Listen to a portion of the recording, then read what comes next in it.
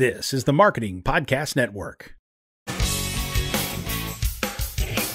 Stories influence, teach, and inspire us. But what about the storytellers who create them? Uncorking a Story profiles storytellers to uncover how their background and life experiences influence the stories they create. We learn what motivates them, their path to success, and what fuels them to keep creating. It all starts by asking one simple question: where does your story begin? Welcome to Uncorking a Story. Now here's your host, Mike Carlin. Well, hello and welcome to Uncorking a Story. I'm your host, Mike Carlin, and today I'm excited to introduce you to Kenneth Nixon Jr. Kenneth is a pastor, community organizer, and mental health advocate. He knows firsthand what it means to navigate personal mental health challenges while also navigating a broken system on behalf of a loved one. Kenneth speaks out about the need for reform in the mental health system and works to improve the lives of those affected by mental illness. He also is the founder of the nonprofit justice organization called Justice Now. Kenneth joins me today to talk about his debut memoir, Born into Crisis, in which he discusses the necessary steps to healing and breaking free from the cycles of family traumas. Welcome to Uncorking a Story, Kenneth. Thank you. I'm glad to be on with you. I'm happy to have you here on this day after Easter. I'm sure yesterday was a busy day for you. Busy. Well, I'm going to ask you the first question that I ask everybody, which is, can you tell me, where does your story as an author begin? Really, my story as an author, and I'm going to take a little unorthodox approach here, as an author, started with the passing of my father in 2019 from cancer.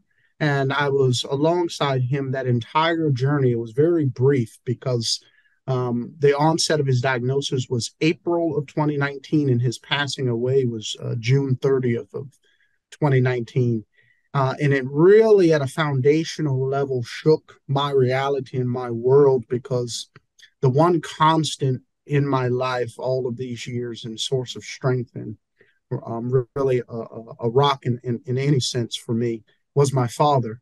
And having him transition to eternal life really allowed me time to really grieve and grapple with the totality of my whole story, from beginning with a mother with severe mental illness, my father raising me, and kind of the environment I grew up in. And now I'm having to learn a world in which my father's not there, which he's always been a big part of my story. So that's where it started, ironically, and started with the passing of my father, and it being partly a grieving process that it helped me get through the loss of my father, but it also allowed me to use that as a catalyst to tell my story.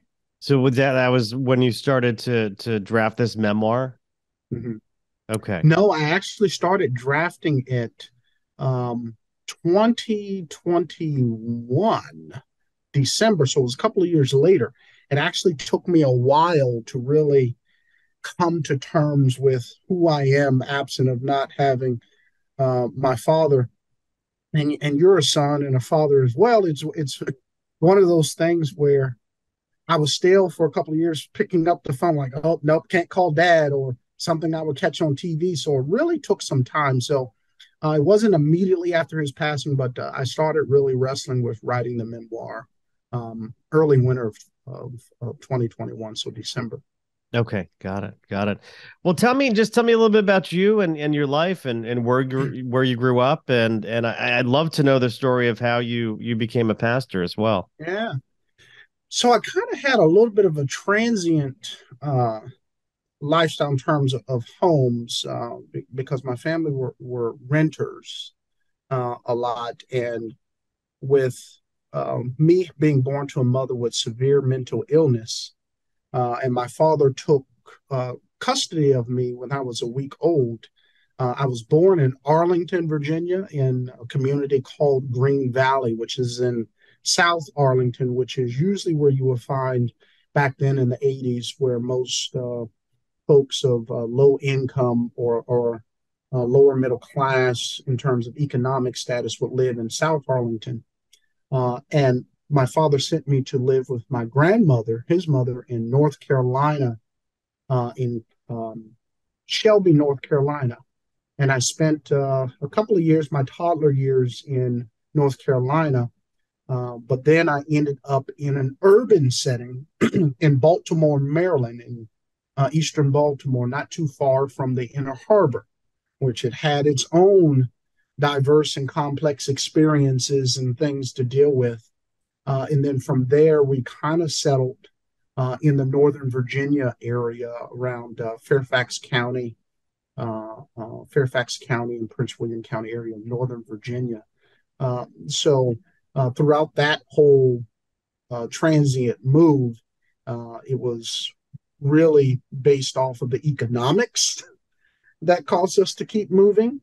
But it was also finding a sense of community wherever family needed the most help or support, whether it was my grandmother or my aunt. It was more of a community thing for people to stay afloat, is what we did. Yeah. So you're sort of removed from your mother's care. You very, Mm-hmm. very early on by your Mm-hmm.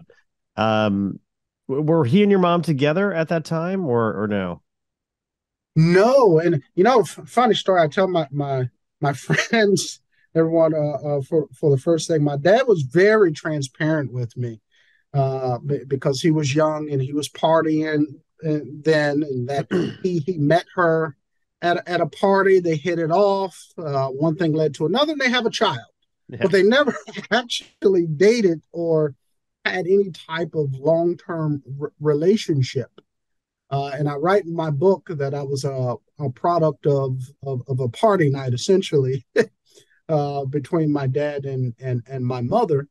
And that's kind of how the foundation of the relationship, or lack thereof, was based off of that. So when we settled back into Arlington after leaving Baltimore, um, that's where I had the beginning a lot of my traumatic encounters, whether it was at school or whether her coming into the home is where a lot of that happened. But her and my mother and my father never had an actual um, relationship.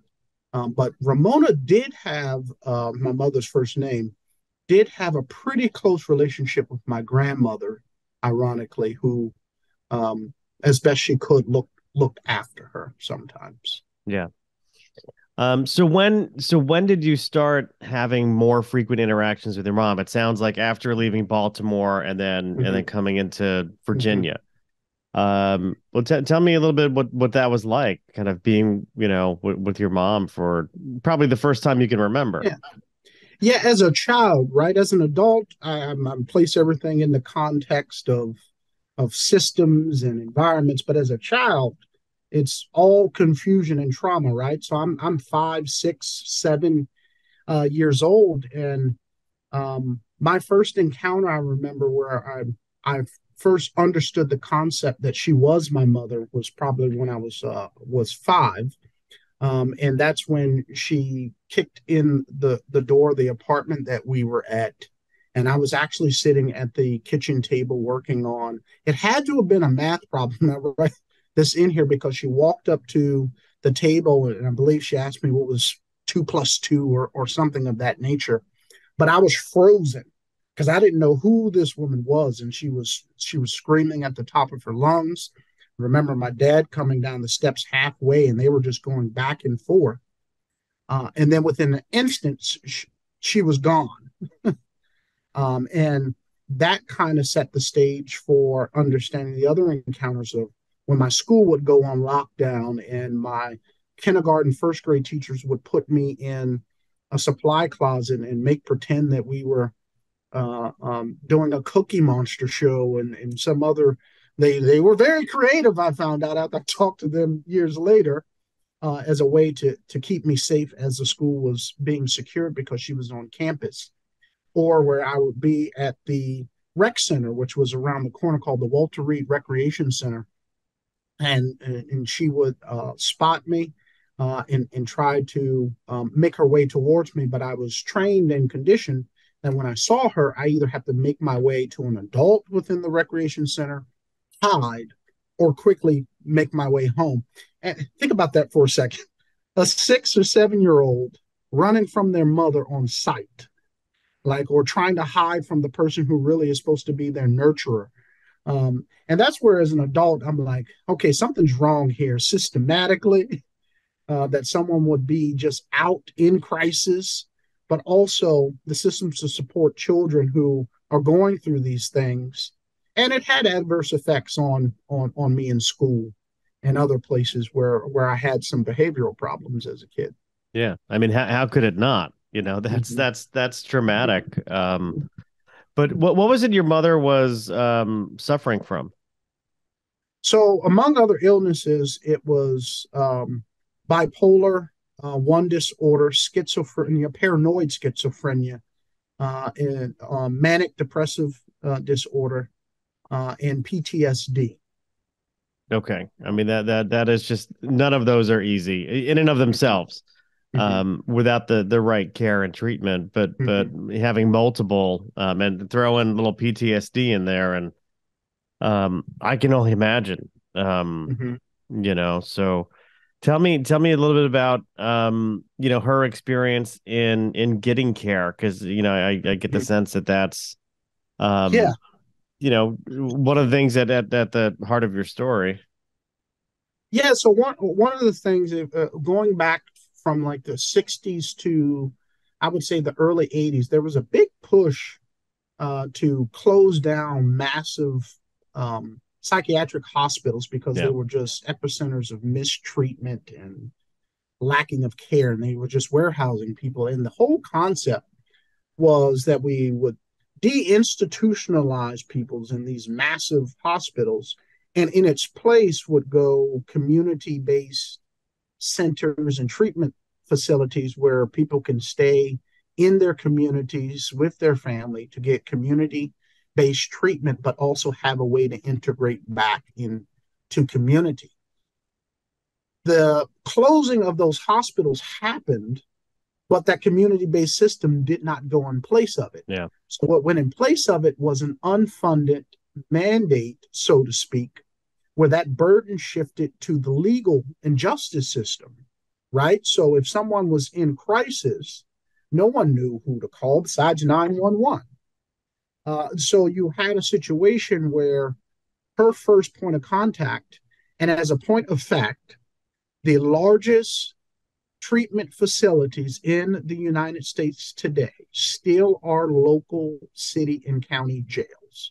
They are still the largest treatment facilities for mental health individuals in this country. Yeah. Someone calls 911, a law enforcement officer shows up.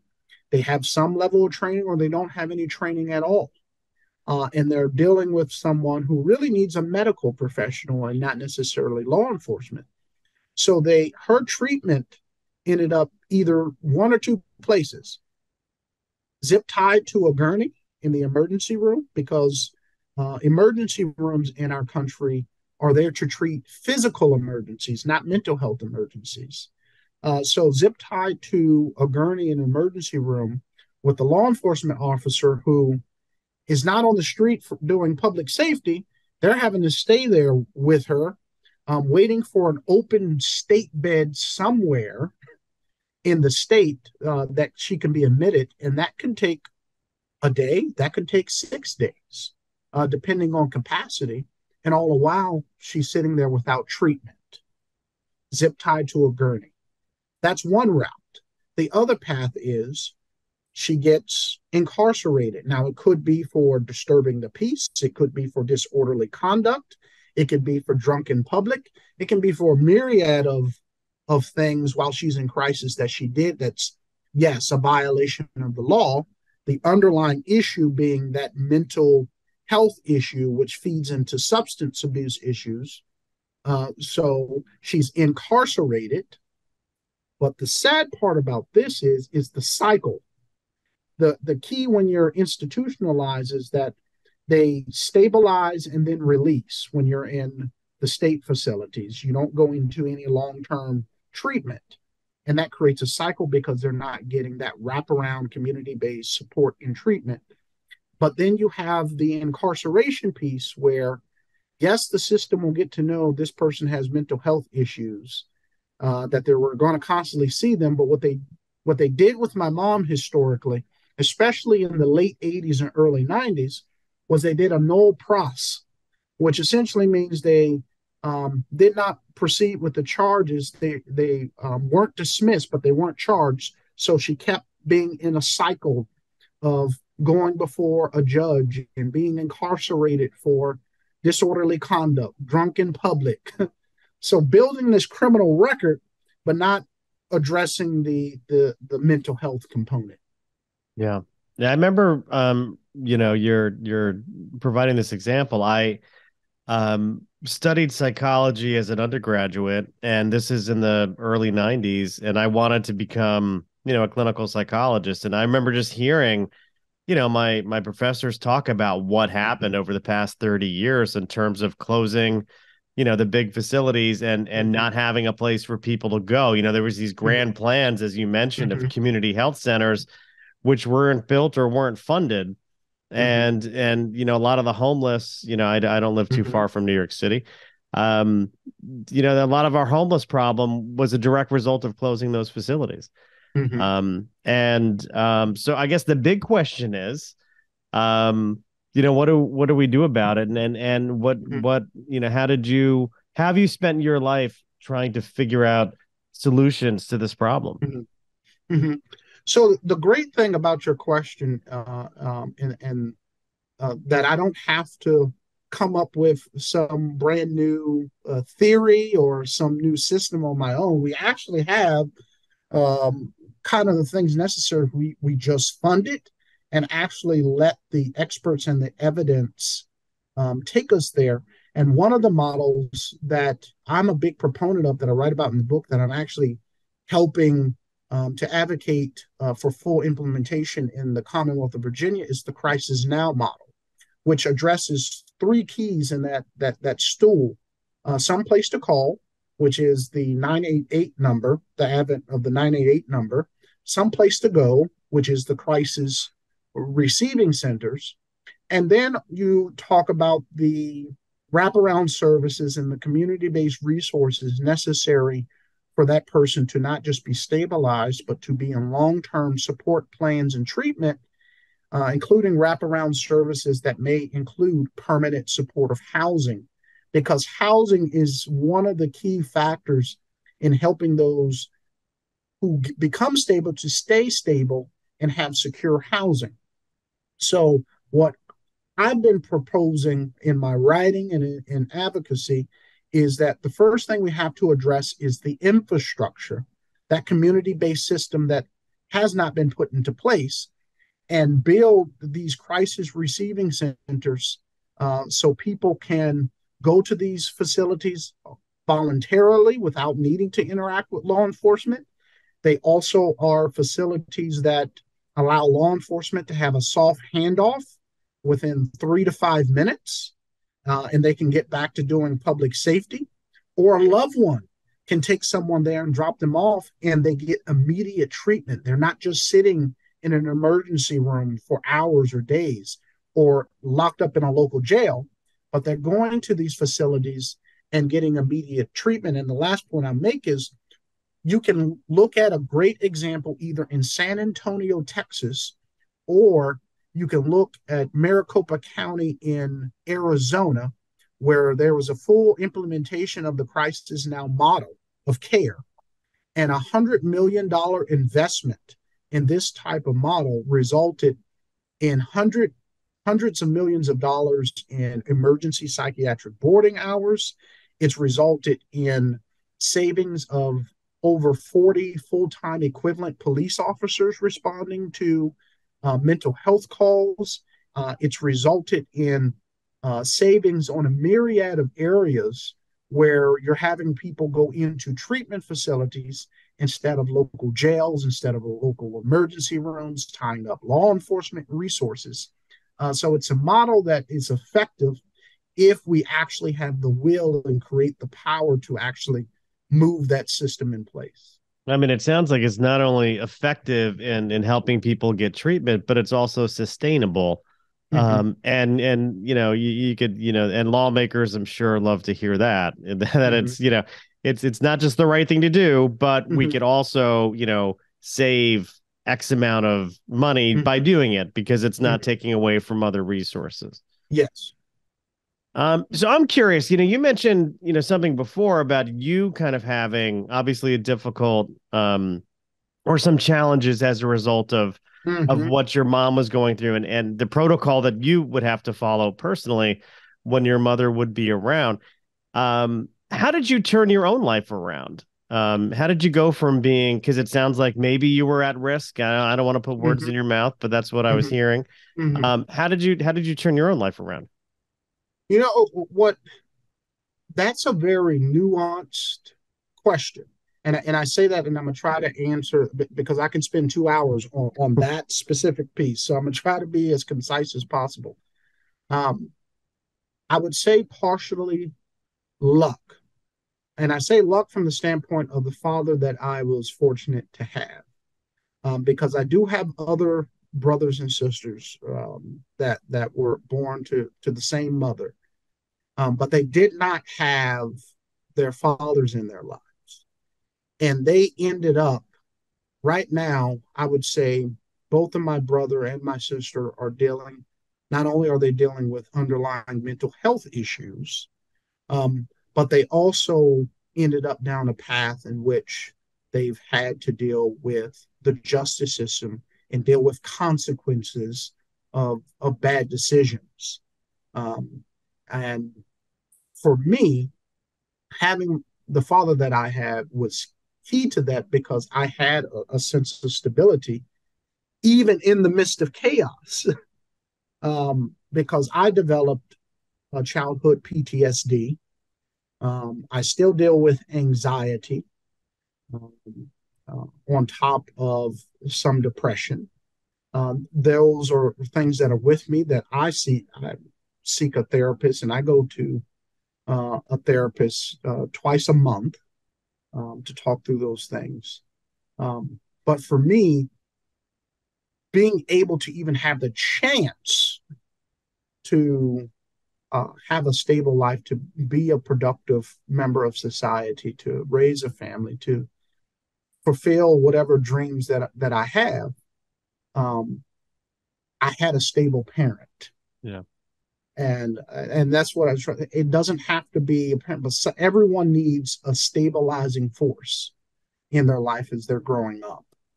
And absence of that, it is very hard for children to grow into being productive adults. That's why I'm a big proponent of having children in foster care as short amount as possible, or the family that they're with long term, because instability growing up makes it exponentially harder as adults for people to develop good financial habits of managing money, paying bills, functioning at a high capacity, and knowing how to make or rebound from decisions that weren't so effective. So, um, I would say having, a stabilizing force in terms of a parent, was crucial into me being able to, um, turn around my life anytime I hit a rough patch. Yeah. Well, I want to talk a little bit more about the book. I mean, after Mhm. all, you are an author, and that's how how we met. Surprisingly, surprisingly, I don't know how I Why do you say finished that book. surprisingly? Because I started out saying, well, I must be crazy trying to write a book because I've never written a book. But that, where do you start? Everyone starts not having written a book. But at the same time, if it's not a newspaper or a magazine, I I cannot get through books. They just bore me for some reason. So the concept of me actually writing a book was a little far fetched to me. So I had a lot of fits and starts for like, what the heck am I doing? Um, but yeah, I got through it. That's why I said surprisingly. Well, I'm curious as you're writing the book, and the book is Born into Crisis. Mm-hmm. What did you learn about yourself going through the writing process? I mean, I know you mentioned before that it's part of a healing process for you. Mhm. And I'm curious to hear more about that too. But what did you learn personally about yourself while tackling this project? One, I learned I'm a better storyteller than I thought I was, because that was one of my biggest challenges as I was writing. And that am I giving enough information? Is this making sense? Am I telling the story the right way? Am I showing instead of telling? And really having my publisher and the editors um, throughout this process really helped me to uncover my story and really break it apart. So, what I learned about myself is that I am a good storyteller, and that words have the power to create change more than people realize if they just take the time to put some structure around it, put some coherent thoughts. And what I learned about myself is that I truly have developed to the point where I no longer see the stories that are on these pages as a point of pain or a point of trauma.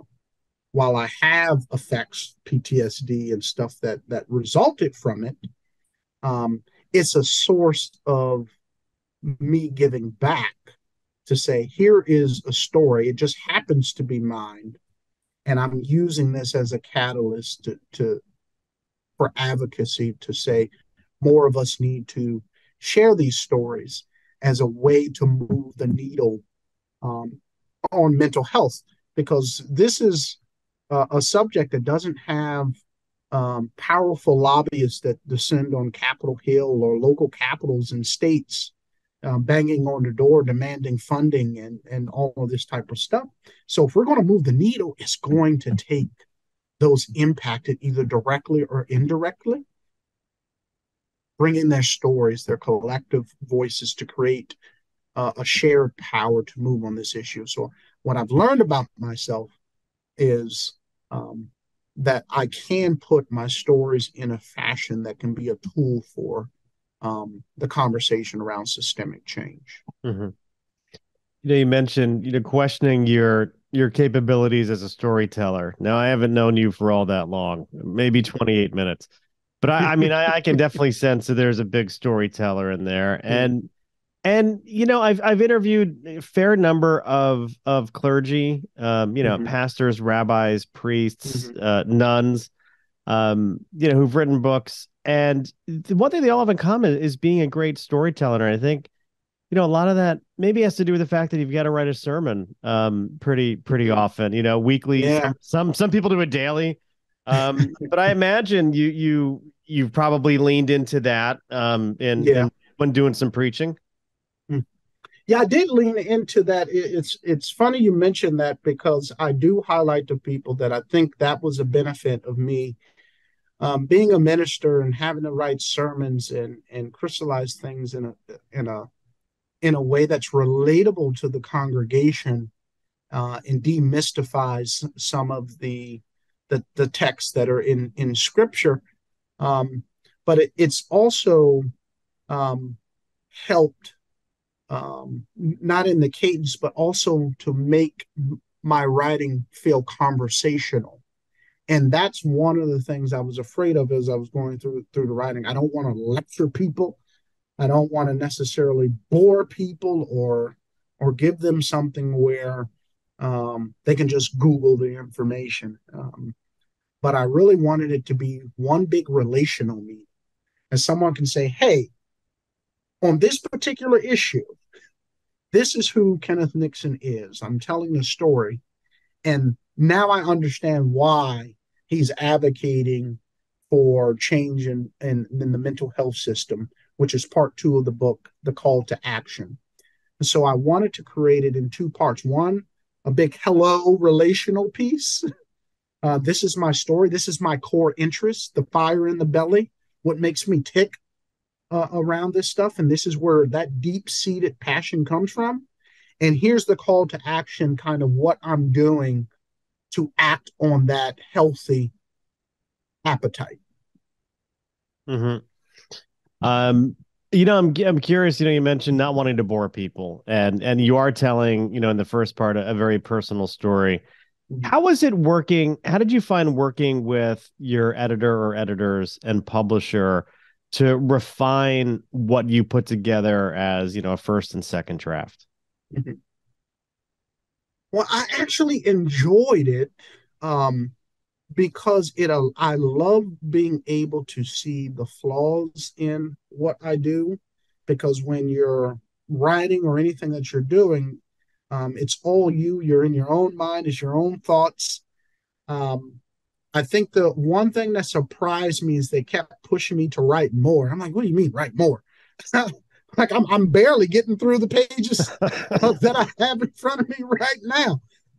And they kept stripping back and saying write more, that whole show versus tell. And they were really pushing me to get to a really raw place where I was showing emotion. And I think the rawest I got was detailing um, the days and the moments of my father's illness and leading up to his passing. But I found that give and take as really healthy. It allowed me to see, even though they were editors and the publisher, they're also readers, right? Because they're reading your story to really fine tune it. But I can tell you, I was getting frustrated every time they came back and said, "Can we get 5,000 more words?" I'm like, 5,000 more words? I barely got through the three that you told me last time. But that was uh, the frustrating part. well, but it means that you had a story that they wanted to hear more of, Yeah. and oftentimes with editors, I'll send an editor, 100,000 words for a novel, Mm-hmm. and it'll come back, with 30,000 of them cut out. So Mm-hmm. usually that's how they roll. It's like, hey, we Mm-hmm. got to cut a lot of this fat out of here, and you got to kill your babies or whatever they call Yeah. it, kill your darlings. Uh-huh. Um, but I think it just meant they wanted more. They needed more Yeah. they needed more cowbell from you, Kenneth. No, that's true. They cut out a lot. I think the frustration was they cut it out and then told me to write more. So you're right. Well, yeah, I could see where that would be extremely frustrating. But I gave you more and you cut it. Wow, they have to earn their pay too, I guess. Yeah. Um, oh, that's funny. But it is a collaborative process working with, Yeah. and I always like to tell authors, who aspiring authors rather, that you don't view your editor or your publisher as adversaries. They're there to collaborate with you. You really do have to partner with them and your agent as well Mm-hmm. to because they know you're right. I mean, they're readers and they know this business. Mm-hmm. They know this business better than we do. We just write the stuff. They make a living off of it. I'll give Um, you a great example if yeah, you'll indulge me for a moment. please, yeah. I wrote the book actually in the cadence of a sermon without realizing that, and my editor, who is actually Dawn Rothel, who's a accomplished author and writer and professor of her own right, um, came back to me, and she's the reason it's in part one and part two of separating what she called unbraiding my narrative. Because anytime I would tell a story, I would immediately tie it to the advocacy, and then I would go to another story and then tie it. And she said, "This is confusing. Like you're jumping from story to no one can just enjoy like the story because you're going straight into kind of the policy piece, and then you're starting a new story going into the policy." And she really took. I thought I was doing great. I'm like, I'm on a roll here, and she just shred my whole manuscript and say rebuild it in part one and part two. Let the story stand by themselves, and then people can tie that call to action into your Yeah. stories. Yeah, and it's probably a smart thing Mm-hmm. to do because yeah, you're right. I mean, at times we get so wrapped up in what we're doing and so excited about it, we don't realize we're bouncing readers all over the place, and Mm-hmm. Yeah. you got to make their you got to keep it a little bit simple for them sometimes. Well, tell me where can people go out and buy Born into Crisis if they wanted to go out and buy it right now? Yes, they can go. Born in a Crisis will is currently on sale for pre-order at anywhere books are sold. I'm a big proponent of supporting independent bookstores, but you can also get it on Amazon.com. You can get it on Barnes and Noble, anywhere books are sold. All right. And if people are thinking to themselves, gosh, this Kenneth guy sounds really interesting, how can I get in touch with him? Or where can I follow him on social media? Do you have a website or social media handles you want to share with us? Yes. So you can follow me on social media. My website is authorkennethnixon.com, authorkennethnixon.com, where you can register to join my subscriber list for news and happenings that are going on in my life. But you can also follow me on Instagram at Kenneth_Nixon Jr. On Instagram, Kenneth_Nixon Jr. on Instagram. That's where I hang out the most and interact with folks. All right. So I'll be sure to put a link to all of that in our show notes so people can just go into the write-up for this episode and find your website, links to your book, and as well as your Instagram. Thank you. I really appreciate your time in the conversation. I wish we had more time, honestly. Well, what would you like to talk? Let's say if we had 10 more minutes, Kenneth, what would you like to talk about? I would really like to talk about, so that's just the pastor in me. I understand your story, what got you into podcasting. It's almost like flipping the table. Like, how did you get into doing podcasting? Like, what's your story? I'll tell you what, I will spare my listeners that because they've heard it all before, but I will stop recording and we can have a conversation about it after I hit stop recording. So, Kenneth, thank you for stopping by Uncorking a Story and letting me uncork yours. No problem. Thank you again.